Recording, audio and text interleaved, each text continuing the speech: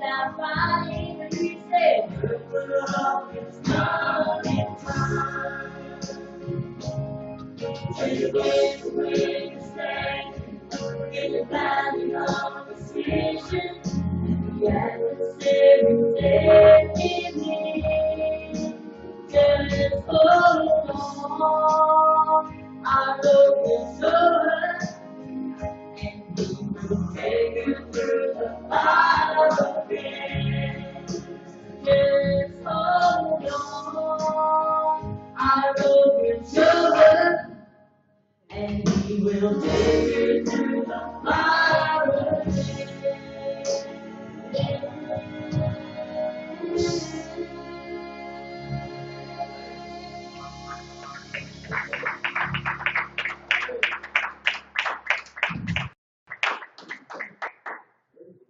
Well, never promised that it wouldn't get hard, cross wouldn't get heavy. But you know what? He did say, be of good cheer. I've overcome. Man, that's good to know, isn't it? No matter what you go through, he's already went through it. He's already overcome it. And we've been made overcomers. Ain't that awesome? That's just God. Just God. He'd already been there. Anybody ever felt like, man, this like nobody's ever been here. I'm the only one's ever been here. I just want to have a pity party and trying to get somebody to come in along with me and they won't do it. So there's nothing that you haven't gone through that he hasn't already been there. In this world, we'll have it. A Christian's life is not full of, oh, look at the door. Go through the tulip patch all the time, you know. I would be crazy if I would stand behind this pulpit and tell you, oh, you're saved now. Everything's wonderful. You know, it's just full of fun. Oh, it's just wonderful. Can we all just smile? It's not that way. Ladies, said it this, please. It's like this. Yes, it's like going to a rose garden. It's beautiful, but you've got your thorns. Sometimes in life, you may go through things you don't understand. Guess what? You may not have to understand it, just know that God is who He says He is. And you got to understand something. He said, I'm a rewarder of them that diligently seek me. Because He said, if you seek me, you found. You can't. Don't get any better. Amen? All right, at this time, Bill is going to come to us with a word. I said, I need something happy. So I hope he has something happy for me.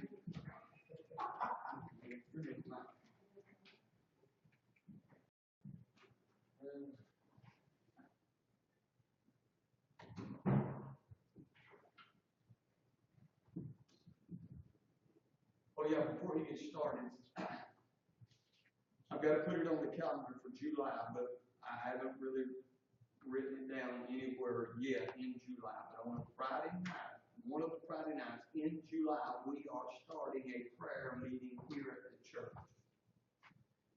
Prayer changes things in situations and circumstances. Prayer is our connection with God. Prayer changes things. And if we want anything to change, we've got to pray. So we're going to be doing that. So keep that in mind. Praise the Lord. Amen. Hallelujah. Yeah, when he's talking about going through the rose bushes with the thorns and stuff, the first thing people tend to do is they start making excuses, right? So guess what? Guess what my sermon on tonight? Excuses. Not excuses. Okay. So I'm going to read Jeremiah 1 real quick. It's not too long. It's only got 17 verses, but I want to read it real quick, and then we're to talk about some things that are in there. It says, Jeremiah 1 says, the words of Jeremiah, son of Hilkiah, one of the priests at Anatot, in the territory of Benjamin. The word of the Lord came to him the 13th year of the reign of Josiah, son of Amon, king of Judah, and through the reign of Jehoiakim, son of Josiah, king of Judah, down to the 5th month of the 11th year of Zedekiah, son of Josiah, king of Judah, when the people of Jerusalem went into exile. The word of the Lord came to me, saying, before I formed you in the womb, I knew you. Before you were born, I set you apart. I appointed you as a prophet to the nations. Ah, sovereign Lord, I said, I do not know how to speak. I am only a child. But the Lord said to me, do not say I am only a child. You must go to everyone I send you to and say whatever I command you. Do not be afraid of them, for I am with you and will rescue you, declares the Lord. Then the Lord reached out his hand and touched my mouth and said to me, now I have put my words in your mouth. See, today I appoint you over nations, kingdoms, to uproot and to tear down, to destroy and to overthrow, to build and to plant. The word of the Lord came to me, what do you see, Jeremiah? I see the branch of an almond tree, I replied. The Lord said to me, you have seen correctly, for I am watching to see what my word is fulfilled. The word of the Lord came to me again, what do you see? I see a boiling pot tilting away from the north. I answered. The Lord said to me, from the north disaster will be poured out on all who live in the land. I am about to summon all the peoples of the northern kingdoms, declares the Lord. Their kingdoms will come and set up their thrones in the entrance of the gates of Jerusalem. They will come against all her surrounding walls and against all Judah. I will pronounce my judgments on my people because of their wickedness in forsaking me, in burning incense to other gods, and in worshiping what their hands have made. Get yourself ready, stand up and say to them whatever I command you. Do not be terrified by them, or I will terrify you before them. Today I have made you a fortified city, an iron pillar, and a bronze wall to stand against the whole land, against the kings of Judah, its officials, its priests, and the peoples of the land. They will fight against you, but will not overcome you, for I am with you and will rescue you, declares the Lord. Hey. So the first thing, one thing that we are very good at, and that's making excuses. We always come up with excuses saying, I don't have the right tools, or I don't know how to do it, or I threw my back out bowling. It's funny because like at work, you ask people to do certain projects and they always have an excuse. I can't lift that stuff. It's too heavy. I've got a bad back. My back hurts and I can't really do it. Can you get somebody else to do it? And then after work, you see them in the parking lot with their 10-year-old son. Hey, how you doing? 150-pound kid thrown in the air. So it's just, they make excuses. People, we're very good at making excuses. And but in the Christian world, we have all kinds of excuses too. The Christians make excuses. They'll say it's the pastor's job, or I've put my time in, or that's not my calling. It's just people have excuses for everything. It seems like, and we've mastered that. And it has been said that excuses are the tools of the incompetent. It says, the people that are good at making excuses are seldom good at anything else. Right? So, Ben Franklin even wrote that, he that is good at making excuses. No, I'll take it back. Ben Franklin said, excuses are the tools of the incompetent, and those who specialize in them seldom go far. And so I want to talk about excuses tonight, but we do have excuses, and Jeremiah did talk about he had plenty of excuses when the Lord talked to him, but the Lord had the response. So I want to go through 5 of the excuses, and then I want to talk about 5 of the responses from the Lord. All right? And so the first excuse is that Jeremiah said the task is too demanding. It says Jeremiah was called to be, in Jeremiah 1:5, a prophet to the nations. He wasn't called to be a priest like his father or his grandfather. A prophet was chosen and an authorized spokesman for God who declares God's word to the people. We often think as prophets as being people who can tell the future, but a prophet spoke messages to the present that had future ramifications. They're forth tellers more than they are foretellers, exposing the people's sins and calling them back to their covenant responsibilities before God. See, being a prophet was more demanding than serving as a priest. The priests, their duties were predictable. Everything was written down. It was, the written down in the law. The prophet never knew from day to day what he was going to be saying or what he was going to be doing. The priest worked primarily to preserve the past. I got this for a reason. The prophet labored to change the present so the nation would have a future. Priests dealt with externals like rituals and sacrifices, offerings and services, whereas the prophet tried to change the heart. Priests ministered primarily to individuals with various needs, whereas prophets, on the other hand, they addressed whole nations. And usually people they addressed didn't want to hear what they were saying. The priests belonged to a special tribe and therefore had authority and respect. But a prophet could come from any tribe, and he had to prove his divine call. These were supported from sacrifices and the offerings of the people, but prophets had no guarantee of income. So the priests that we see, they're in the churches. They have a place. That's where they go. People come to them for their problems, and they what do they call when they get in the box and they do their the confessions and stuff. They come to the priest, and the priest helps them and tells them where to go in the Bible or how to pray and stuff like that. But a prophet goes out into the world, goes out into the nations, talks to the people. The priests have they have a stationary job where they know what the income's going to be. They know what they're going to do every day. They know what they need to be doing every day.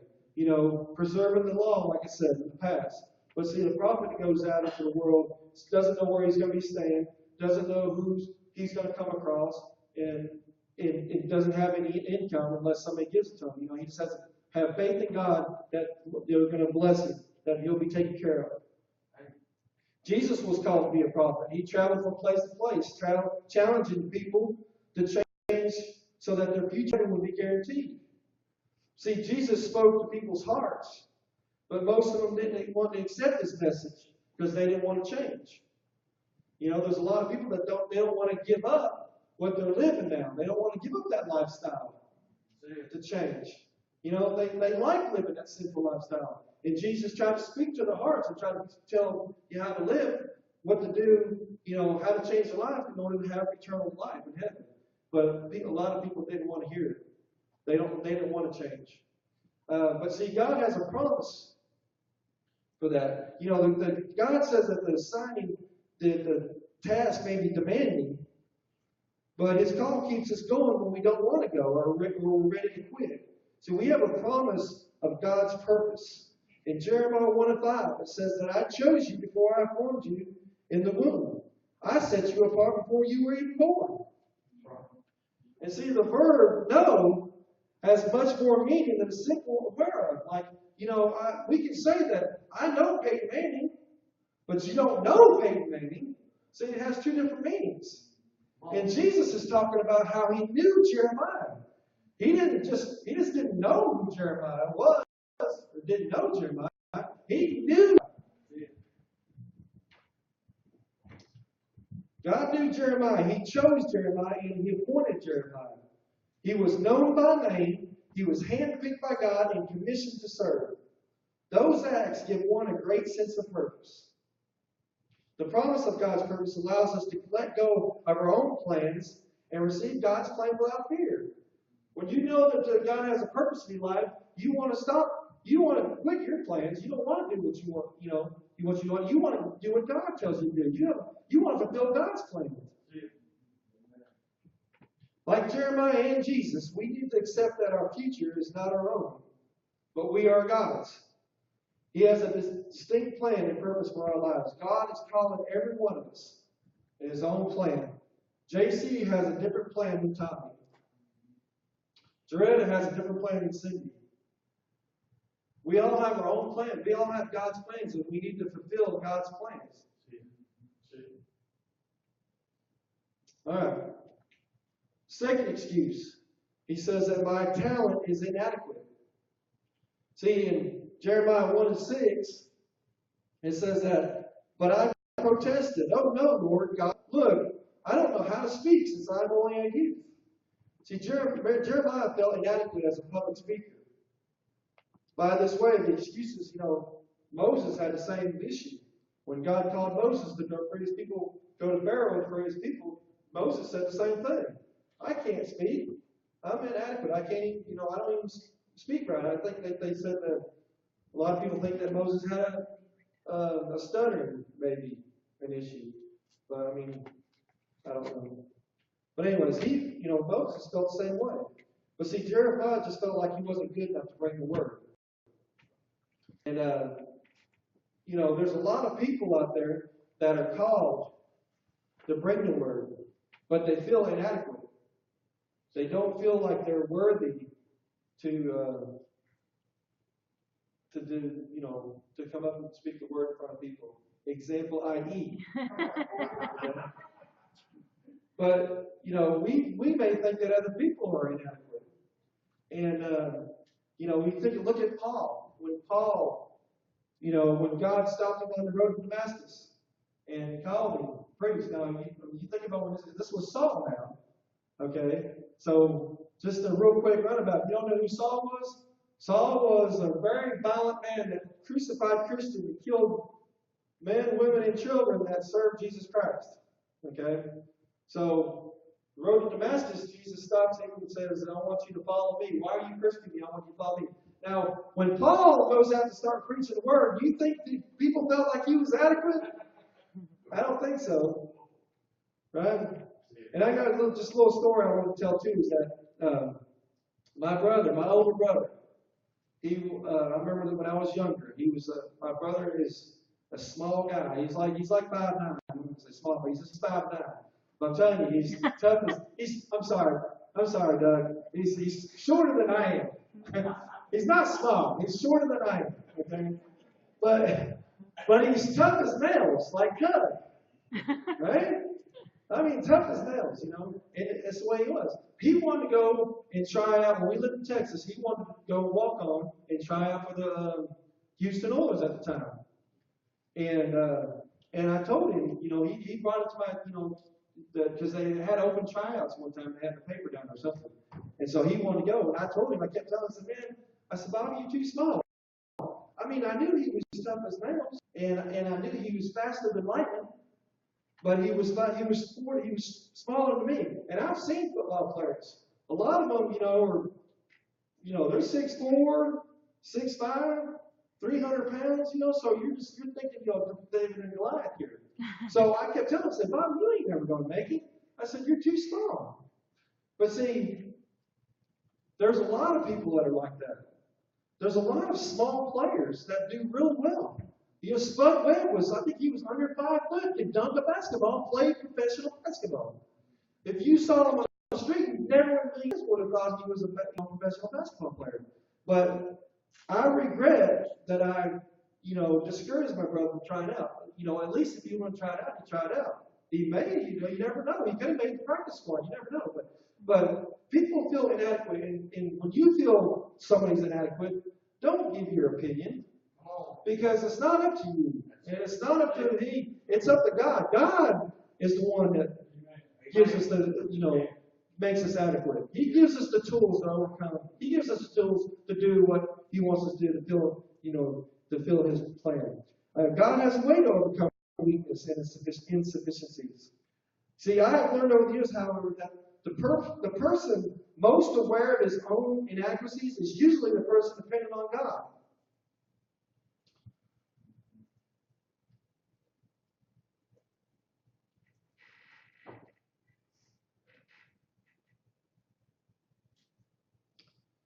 My inadequacies have caused me to rely upon God.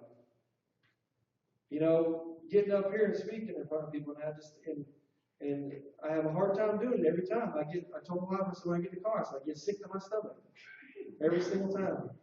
And I just feel like I'm not worthy to do it. But if I just give it over to God, He will take over. I pray all the time, Lord, just remove this flesh and take over. Help somebody through this. Just use me as your vessel.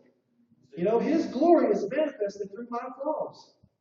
So we have a promise. That promise is our talent may appear inadequate, but God always equips those He calls. We have the promise of God's provision. In Jeremiah 1:9, it says, Then the Lord reached out His hand and touched my mouth. He told me, I have now filled your mouth with my words. So when God put His words in your mouth, how can you fail? You cannot say the wrong thing. It's impossible. The touch was not so much to purify, but it was to inspire and to empower him. It was symbolic of the gift of prophecy bestowed on Jeremiah. See, in Matthew 3:17, Jesus experienced this touch in a visible yet profound way. Following his baptism, immediately coming out of the water, the heavens opened and the Spirit of God descended on him like a dove. And God spoke, This is my beloved Son, I take delight in him.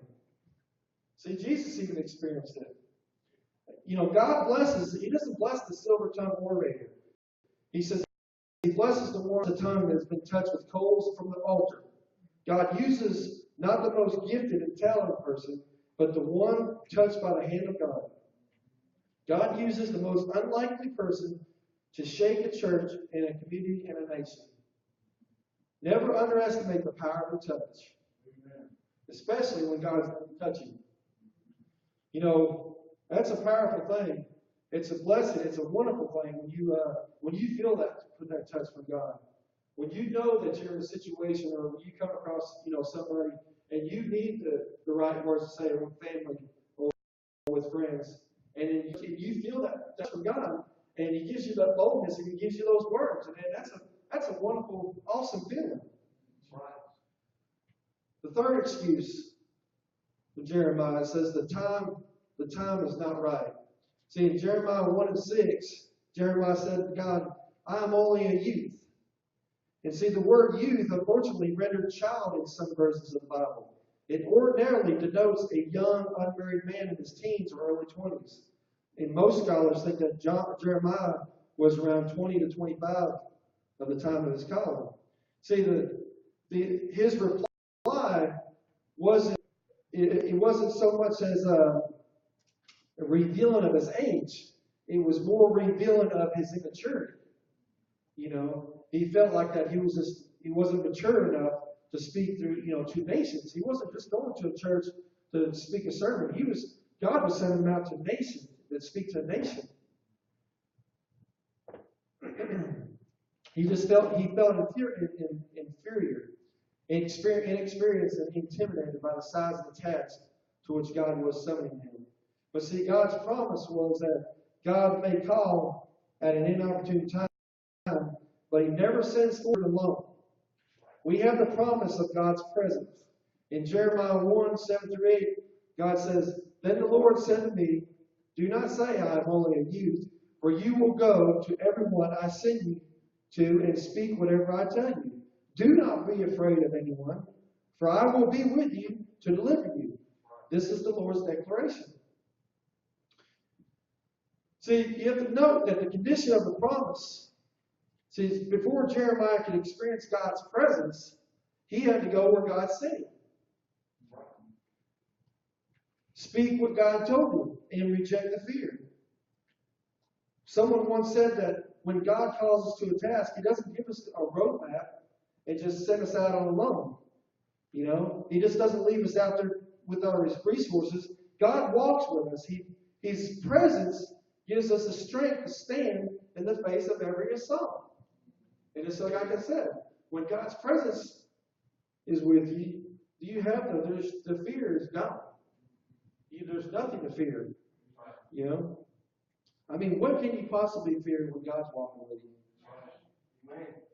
Jesus felt the same presence. He and the Father were one. He could go on because God walked with him too. You know, it makes a difference when you know that when you're being sent, that someone is walking with you. You know, when you know that you don't have to walk alone, that we have a traveling companion. You know, when you go door to door, and you speak to people, it's always easier, and you have a little more boldness when you're with somebody. You know, you go alone, and you kind of feel, you feel like, well, it's all on me, and whatever I say is that's it. But when you're with somebody, you kind of you can feed off each other. You can help each other. You can strengthen each other. You know, there's been times where Terry and I went to witness to people, and I didn't really necessarily know what to say to the guy until he started speaking. And then all of a sudden I started, okay, and that gave me things to say that helped the young man. And you help each other, and that's why God sends us out 2 by 2, right? Okay, so number 4. It says the teaching was too dangerous. See, the Lord didn't give Jeremiah a joyful message of deliverance to announce. Right. So, it would probably be a great job to be the guy that works for the Publishers Clearinghouse. It's like, hey, guess what? You just won $10 million. That's easy to do. I mean, that is probably the easiest job in the world, I would think. I mean, how many times would somebody pull a gun on you? Or spit in your face or tell you to get out? Get out of the yard before they call law. I don't think that's ever happened. I don't believe it. What was his name that did that? Who? That did the Ed McMahon. Yeah, I don't think Ed McMahon ever got pregnant. But see, the message that God sent Jeremiah to do was a tragic message of judgment. Consequently, Jeremiah would be misunderstood, persecuted, arrested, and imprisoned. More than once in his life, he was threatened. The people did not want to hear the truth. Jeremiah told them plainly they were defying the Lord, disobeying the law, and they were destined for judgment. That's a hard saying. People don't want to hear that, and that's where that fear comes in, because people are going to reject that. Very few people want to hear that message. And so you're just you're waiting on that consequence. You're waiting on how's this person going to react to this message. But when God tells you to go do it, you have to go do it. We have to tell the people they have to hear the word. They have to know the way they're living is wrong, and they have to turn if they want to see eternal life. We have to make that message clear. Jeremiah 1:13 said that God used the image of the bowling pot to communicate His coming wrath. Again, the word of the Lord came to me inquiring, "What do you see?" And I replied, "I see a bowling pot. It's tilted from the north to the south." See, Jewish homes would have a fairly large, wide-mouthed washing or cooking pot. The unusual thing about the pot Jeremiah saw was that it was not level. It was tilted. It was tilted away from the north. The pot could at any time spew its boiling contents toward the south, scalding the people of Judah. The pot represented the nation of Babylon that would invade and conquer Israel. The reason for the judgment was Israel's idolatry in rebellion against God's righteous will. See, Jesus' teachings contained mercy and judgment, grace and punishment. It also was dangerous too. See, in fact, Jesus' teachings what cost him his life. They killed him for his message. And I always go back, they didn't kill Jesus. Jesus laid down his life. So I want to make that clear. Nobody took Jesus' life. Jesus gave up his life willingly. And the promise was that God said through us, what God says through us may be dangerous, but God gives us strength to endure. We may have the promise of God's prevailing. In Jeremiah 1:18-19, it says that today, I am the one who has made you a fortified city. So here's God telling us this is what He's making us as we're bringing out the word to the world. He's made us a fortified city, an iron pillar, with bronze walls against the whole land and against the kings of Judah. its officials, its priests, and its populations. They will fight against you, but they will never prevail, since I am with you to rescue you. See, if you notice the architectural terms, a fortified city, an iron pillar, and bronze walls, these are solid, unshakable items, like the God who can see them, and the prophet whom they would come to characterize. God reassured Jeremiah, they will attack you, but they're not going to overcome you. That's right. Amen. The person who stands with God will prevail. When you stand with God, you are the majority. No matter who comes against you, how many people come against you, how many nations come against you, when you stand with God, you are the majority. That's it. That's it. And here's a story I want to read real quick. It said that it's about a monk. It said in the days of the Roman Empire, the great Colosseum of Rome was filled to the capacity with spectators, coming for the state games, watching human beings battle against wild beasts and against one another until one or both died. The crowd found this greatest delight in the death of a human being. When Honorius was emperor of Rome in AD 404, as the vast crowd watched the contest, a Syrian monk by the name of Telemachus leaped onto the Colosseum floor, so torn by the utter disregard for the value of human life. He cried out, "In the name of God, this thing is not right. In the name of God, this must stop." The spectators became so enraged at this courageous man, they started to mock him and throw objects at him. Caught up in the excitement, the gladiators attacked him, and a sword pierced him. The gentle monk fell to the ground. The entire Colosseum fell silent. For the first time, the people with the insatiable bloodthirst recognized the horror of what they had called entertainment. Telemachus kindled a flame in the hearts and consciousness of thinking people. History records that because of his courageous act, within a few months the gladiatorial combats began to decline and very shortly passed from the scene. Why? Because one man dared to speak out for what he believed was right. His message was dangerous, for it challenged the pleasures and enjoyments of the people. Though he died, his message prevailed. You know, one person's life probably saved hundreds of others. You know, it made people that had this animalistic kind of mentality of battle, you know, watching people being enslaved and being killed, they loved it. And then when they had an innocent man get out there and show what he felt was right, and I believe that God's love flowed through his words, that touched the people's hearts. And then they started to realize, what am I doing? I'm watching this murder.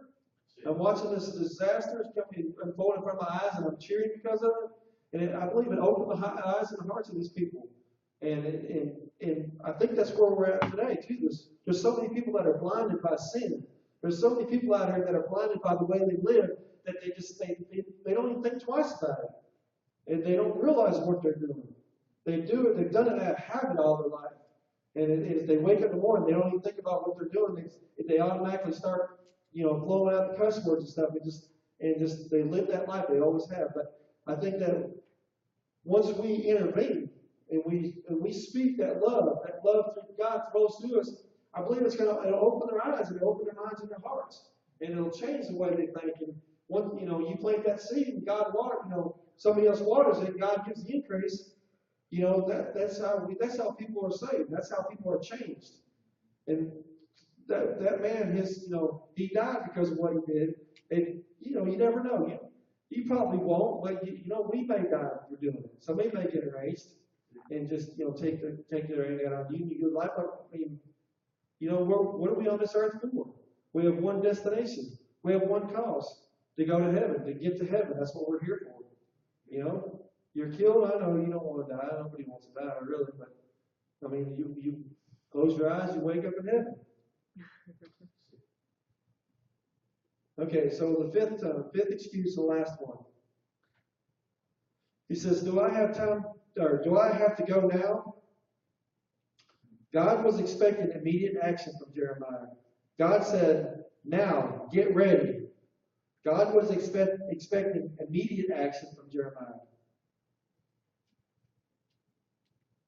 Sorry, I read that twice. Stand up and tell them everything that I commanded you. That's Jeremiah 1:17.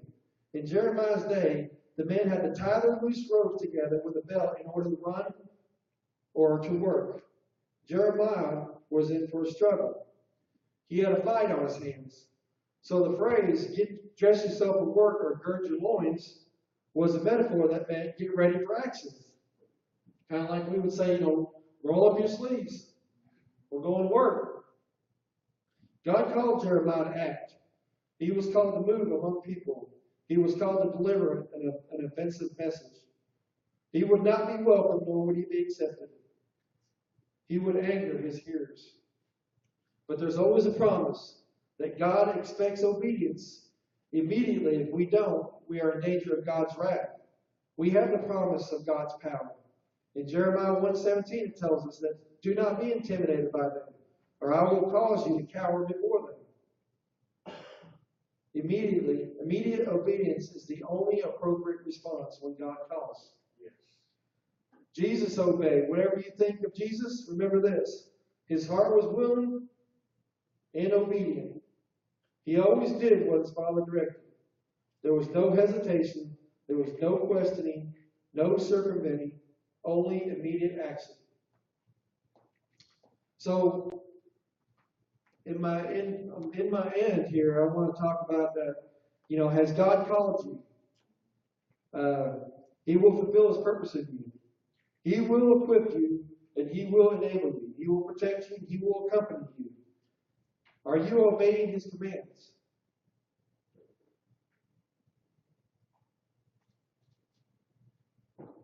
Are you sharing his word? And he will accomplish his purpose no matter how his people respond. He will accomplish his purposes no matter how his people respond. No matter how you respond, he's going to accomplish his purposes one way or another. He's going to use you, and if he can't use you, he'll use somebody else. Be a blessing to somebody. Let God use you. Fulfill his plan in your life. It's going to be a wonderful thing to stand in front of God and when he reads out of the book saying, well done, my good and faithful servant. There's no better words than that. There's no better saying than to hear those words. And, I know we have a habit of making excuses, but when God calls you to do something, I challenge you to pray before you make an excuse. Don't make an immediate excuse. Even if you have a legitimate one. God can change it. God can turn it around. And just pray about it and ask him before you decide. And I know this was a sermon Sunday. I think it was Sunday. But, pray before you make a decision and don't make excuses. All right? I love y'all. Praise. Amen.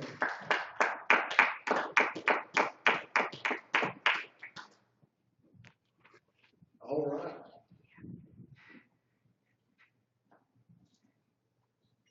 Be sure to kind of